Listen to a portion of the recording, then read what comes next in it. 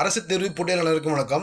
அடுத்த வருஷம் தமிழ்நாட்டில் 234 தொகுதிகளுக்குமான சட்டமன்றத்தில் நடைபெற போது நீங்கள் ஒரு வாக்காளர் இருந்தீங்கன்னா எந்த தேர்தலில் உங்களால் வாக்களிக்க முடியும், அதுக்கான தகுதிகள் என்ன, அதை பற்றி நம்ம கான்ஸ்டியூஷன் எங்கே சொல்லியிருக்காங்க பார்ப்போம். நீங்கள் ஒரு வாக்காளர் இருந்தீங்கன்னா உள்ளாட்சி தேர்தல், மாநில சட்டசபை தேர்தல், நாடாளுமன்றத்தில் மக்களவை தேர்தலுக்கு உங்களால் வாக்களிக்க முடியும். அதுக்கான தகுதிகள் பார்த்தீங்கன்னா நீங்கள் ஒரு இந்திய குடிமகனாக இருக்கணும். ரெண்டாவது 18 வயசு பூர்த்தி செஞ்சுருக்கணும்.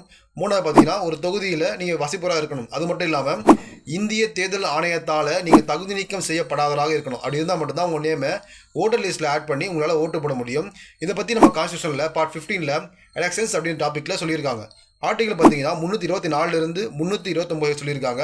இதில் முக்கியமான 2 ஆர்டிகல் பார்த்தீங்கன்னா 324 இது எலெக்ஷன்ஸ் கமிஷன் பற்றி சொல்லுது. 326 பார்த்தீங்கன்னா அடல்ட் சஃப்ரேஜ், அதாவது வயது வந்தோர் வாக்குரிமை. நம்ம இந்தியாவில் 18 வயசு பூர்த்தி அடைஞ்சால் நீங்கள் ஓட்டு போடலாம். இதுக்கு முன்னாடி இது 21 வயசாக இருந்துச்சு.